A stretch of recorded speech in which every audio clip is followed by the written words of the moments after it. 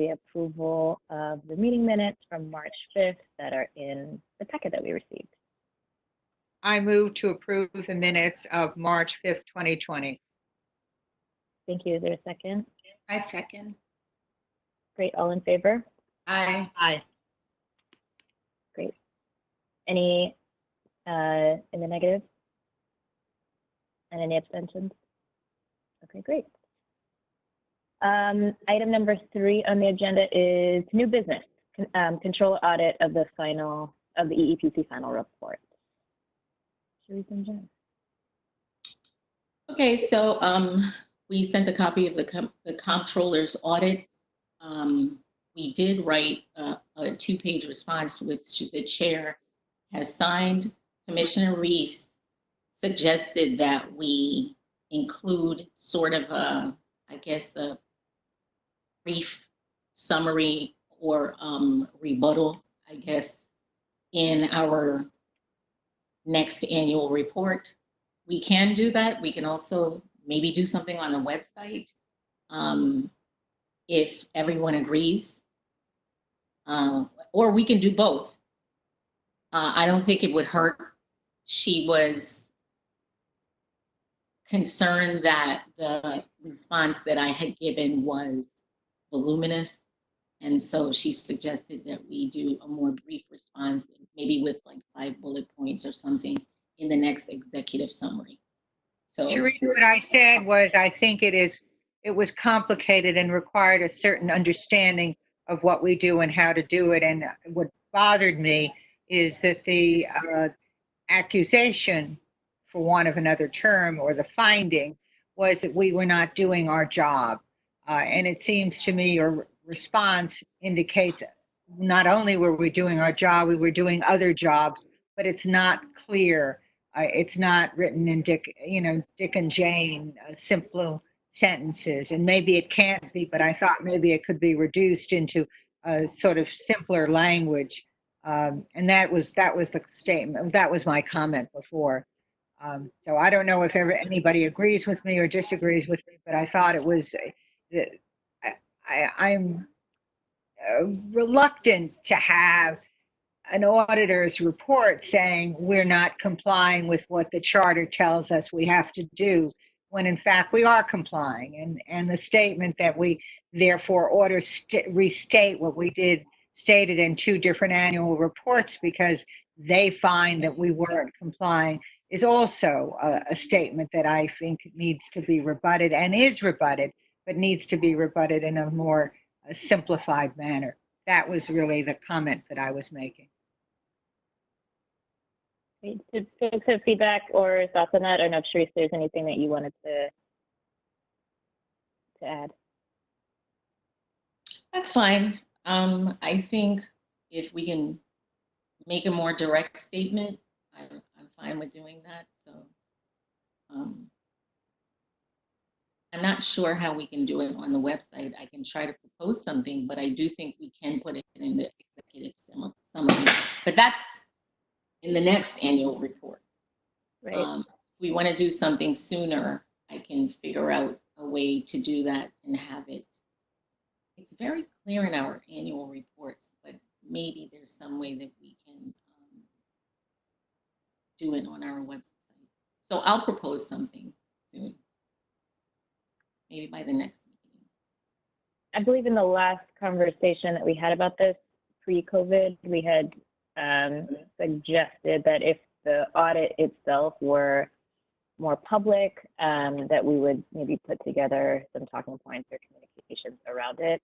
I think the reality is that given the circumstances, probably not going to get a ton of attention, and so agreed that moving any response into the next annual report makes sense. Right. Yeah, I guess. Sorry, go ahead. No, I agree. I was just agreeing. Do folks have any other suggestions or feedback to that particular proposal? Okay. Great.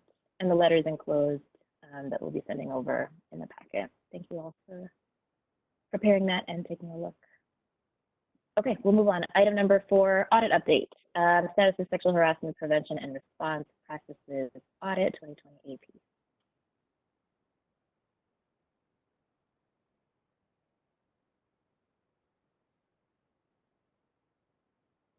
Sharice, you're on mute.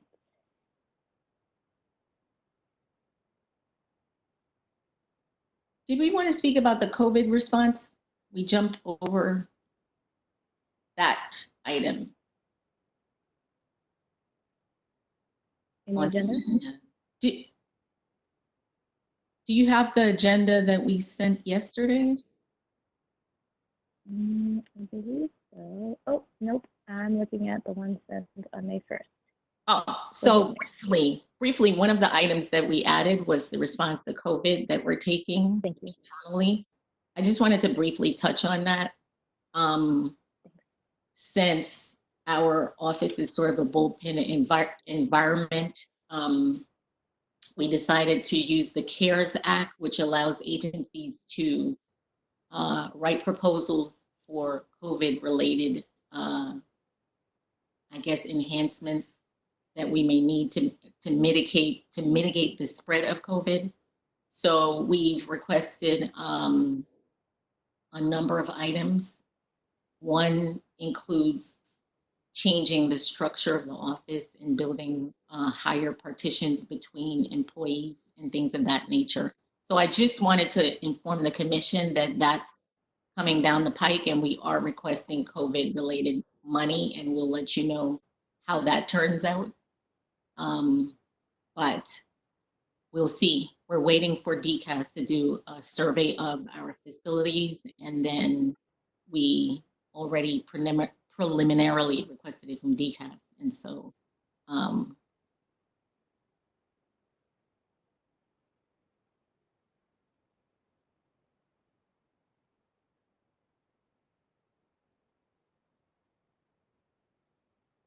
There's some way for some of the employees to work from home?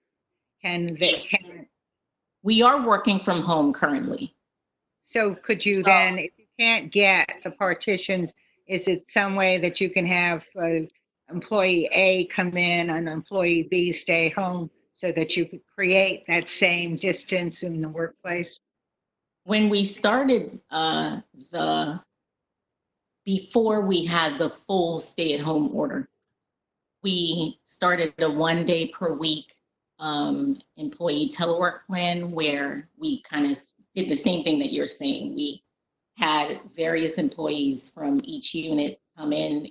Every employee was assigned 1 day per week, and we at least had one employee from each unit in the office, but they were sort of spread out.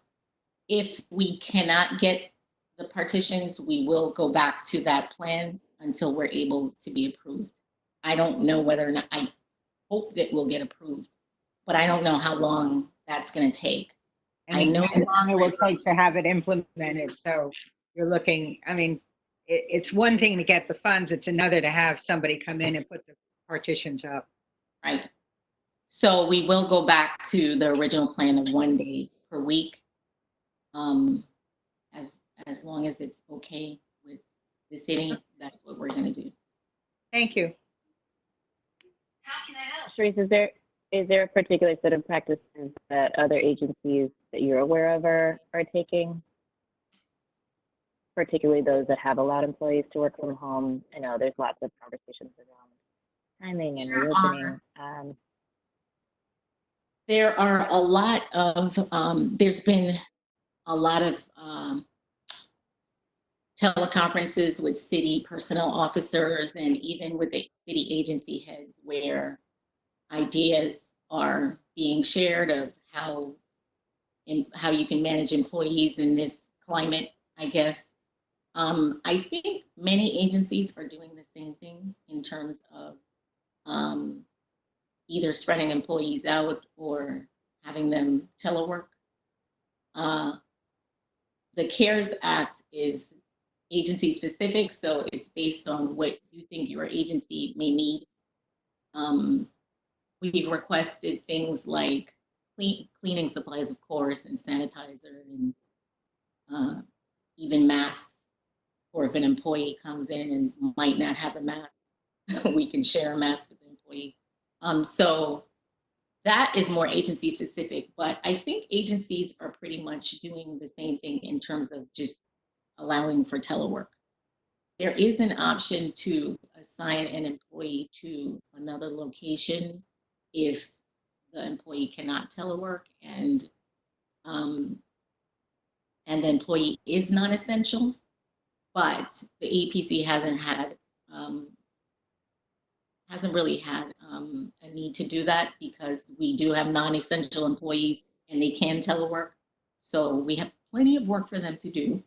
And people have been really adjusting to working at home, and I'm proud of our staff.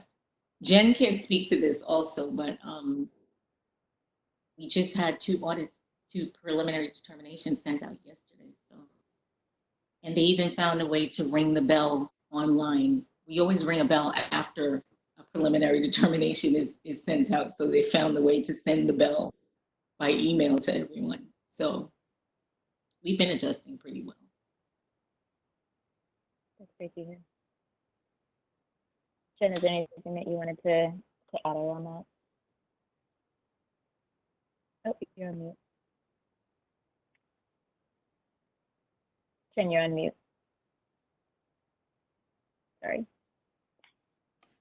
Sorry about that. I said, just to echo what Sharice was saying, in the beginning, we had to switch from in office to telework very quickly. And so there was a little period of adjustment, but I think now that it's kind of become more of a second nature, the analysts are really moving forward and they are, working as a team. They have regular team meetings similar to this every week. And they're trying to basically mimic as much as possible the operations that we had in the office. And I think they're doing a great job. They're doing a fantastic job given the circumstances. We have staff that have childcare issues and children at home and stuff, but they're still making it work. And I'm really proud of the work that they've been doing. And now I am looking at the correct agenda. Any feedback on what was shared by Sharice and Jen around the adjustment and the request to OMB? Great. I know it's been a huge transition. I'm really glad to hear that folks are doing their very best, and that, of course, there's so much that people are still holding. So congratulations on that. Sasha, just so you know, I can hear you, but it's a little bit, you're a little bit low in volume. Oh, sorry. I'll try to use my outside voice. Apologies. Great. Is it anything else on new business before we move on? No, that was it pretty much. Great. Okay, item number 4, audit update, status of sexual harassment and sexual harassment prevention and response practices audit. Okay, so currently from the 2020 audit plan, we have 44% of the audit started. That's 15 of 34 agencies. We have 2 PDs sent, preliminary determinations. We still have calls scheduled that we have with the agencies. That's been a little tricky because some of the agencies, it takes longer to schedule meetings with agencies, but we're trying to work in, I guess, in a way that's conducive to the agencies. Well, I should say with the agencies responding, but also with the APC getting our PDs out and our FDs out, since the comptroller has issued that audit saying that it's incumbent on us to get our FDs out. We have 9 preliminary determinations being drafted. People are still adjusting on our side and on the agency side. So we do expect that there will be some delays. We're trying our best to complete the audits with the work that we have. However, we have had some requests for extensions from agencies. So we're going to do our best to complete. We have 34 audits on the audit plan this year, and we're going to do our best to complete it. But given the circumstances, you can imagine that that would be a little bit tough. From the 2019 audit plan, we completed 38 of 48 audits. We still have 2 agencies that need to issue the final action memo. I think I'm getting into compliance. And we have 8 of 48 agencies in compliance monitoring. So that's pretty much the status. I had a conversation with the chair regarding agencies' requests for extension. We are willing to grant requests for extension to the response for the final determination or for compliance monitoring. However, in terms of granting requests for extension for materials that we should have had before this, I guess the telework started, we are not granting extensions. We're writing the audit with the material that we have. So that's pretty much the status of the audits, unless there are questions. Questions? I, who have been one of the ones pushing you to finish all the required audits, understand that the virus has complicated your life. So I, for one, promise that I will not be at your back. Thank you.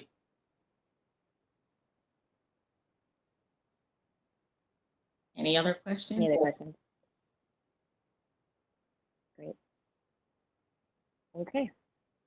Thank you for that. So item number 5, compliance update. Item A, status of 2019 audit plan, compliance monitoring. As Cherise said, we have 10 agencies left from the 2019 audit plan. 2 of them have completed all their corrective actions. We're just waiting for the issuance of the final action memo. The other 8 are in compliance monitoring. We had a few agencies ask for extensions because some of their documentation is only in hard copy, and they didn't have a chance to scan it and provide it in electronic version before leaving the office full time. As you know, everything kind of happened very quickly over a matter of a few days. And our EO officers have also been inundated with other things, such as reasonable accommodation requests. So they are making our audit a priority, but we have granted a few extensions.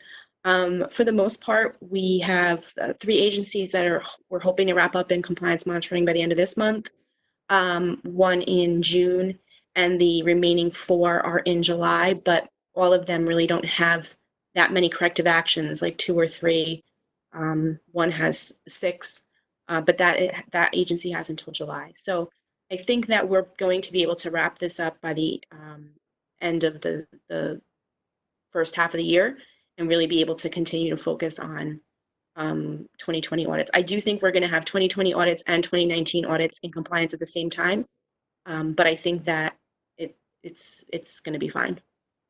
We're finding workarounds, and the agencies are finding their own workarounds so that they're able to be more responsive.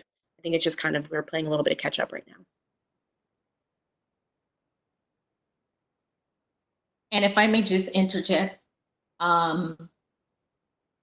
there have been circumstances where I've advised Jen and the audit team to exercise some leniency. If an agency cannot get back into the office, I've instructed them to, if the agency can submit maybe a plan or a commitment from the commissioner to carry out the plan, we may be a little more lenient with implementation of some of the corrective actions. So if it has to do with complaints, let's say, or something where the agency would actually have to be in the office to give us the documentation to prove that they've done something, and instead the agency head can either give us a commitment or say, I have submitted a memo or something to the agency saying that when we do return to work, that this will take effect, then that's fine to close compliance, because other than that, we would be leaving compliance open for something that may take months to prove. So we are trying to work with the agencies and exercise some leniency in cases where we can. That's it. Great. Thanks, Teresa and Jen. Oh, were you going to say something else, Jen? I didn't. Cool. Any questions or reactions to that item? Great. Okay. Item number B under compliance update, we have 4 resolutions for vote. I'll read them all out and then we can take a vote. Agenda item 5B, 2020 compliance resolutions. Number 1, resolution 2019 AP 239 059 2020 C4 New York City Board of Standards and Appeals. Number 2, resolution number 2019 AP 239 312 2020 C5 Conflicts of Interest Board. Number 3, resolution number 2019 AP 239 041 2020 C4 Teachers Retirement System. And the last, number 4, resolution 2019 AP 239 464 2020 C7 Queensborough Community College. All I of move those they be resolutions. approved. Great. Can I have a second? A second. Great. All in favor? Aye. Oh, no, it's Elaine. Great. Any other negatives? Any abstentions? Great. Thank you all. Are there any other items before we adjourn? I just wanted to ask, Sharice and Jen, obviously the workplaces have changed for the city, like the configurations and what people are doing. And I'm just curious if you've thought that there might be additional burdens or things that we should be sort of cognizant of sort of going forward that might come up. I can't think of what those are, but I'm just curious. It's just more of like just to sort of hear if you've thought of that. And if not, I feel like maybe things have changed so that it doesn't matter. Like it's the impact is the same or not. But I'm just curious if you've thought that this might have a different sort of impact the way we're working now on city agencies.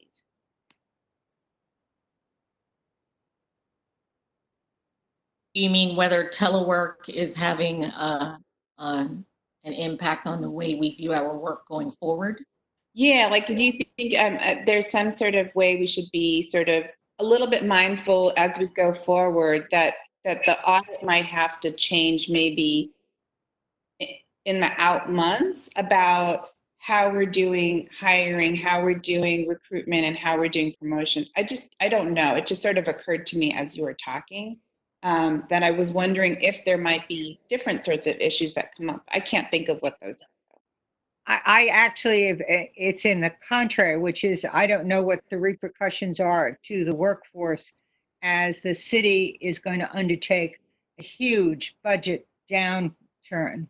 It's going to have to figure out some way to reduce staff because there's no question there that the demands on the finance, and the mayor's already gone in looking at his budget. I wonder whether any of our requests for additional funds will be met.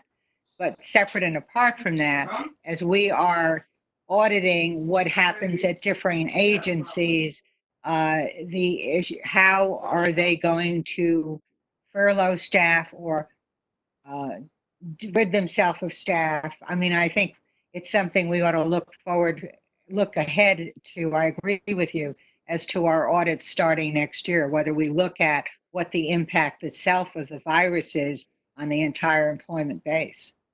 Different issue, I think, but coming from the same place. There is no question that certainly the media has already reported on a restated budget. That budget is yet to be approved by the city council. It will have impact all over the place, and certainly impact on the staffing of city agencies as to whether they're new hires, how people are promoted, what happens within the agencies, within the city workforce. And I don't think anybody really knows what those repercussions are. There's even been discussion of the city itself having to go into having the oversight board that happened all those many years ago when the city faced bankruptcy.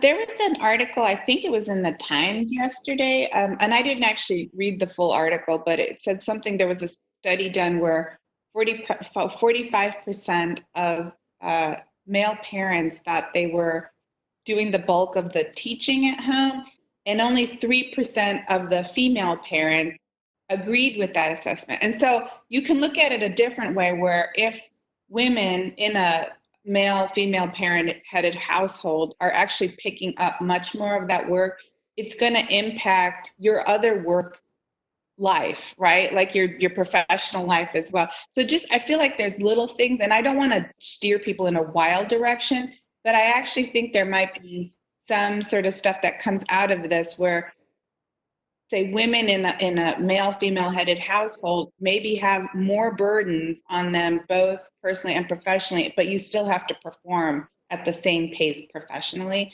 So there's just things like that that I would just sort of say that might come out of it. Mhm. I'm curious about what proactive steps, if any, and I know that's not sort of within the bounds of the commission itself and typically not the work that the commission does, but what are, I wonder if there's anything proactively to say or do or kind of in this space as the council is advancing, lots of conversation across all agencies around in this moment of crisis where investments are going and where there's intentional moves to cut. And so thinking about the workforce impact of that. Well, I'm back to, I think we're going to have an added burden looking at whether the cuts have been done in an appropriate manner. I mean, I think we're going to be looking at that going forward. And much as we began on sexual harassment, Sharice, before the city council discovered it as an issue, I think maybe we ought to do some thinking as to whether or not this is an issue. And maybe it forms the basis of a new, if you will, conference that we have as we look at the impact of telemarketing on the workforce and its impact on what it does for promotions. I mean, you now have a situation where managers can see a finished work product, but really are unable to manage how that work product is produced within a day, within a regular schedule. The fact that we are completing our audits, but we don't exactly know how each employee is functioning on a 9 to 5 schedule, because it may well be a different kind of work schedule that they can put together to accomplish that end. And to the piece that Melina was talking about, it may very well be added burdens, and we don't know quite how that's managing, nor do we know at the bottom line what it's doing to people's mental health. But we won't even go that because that's clearly beyond our mission. Anyway, I think we ought to do some thinking about whether or not there is a way that we can create an audit that looks at a portion of those issues.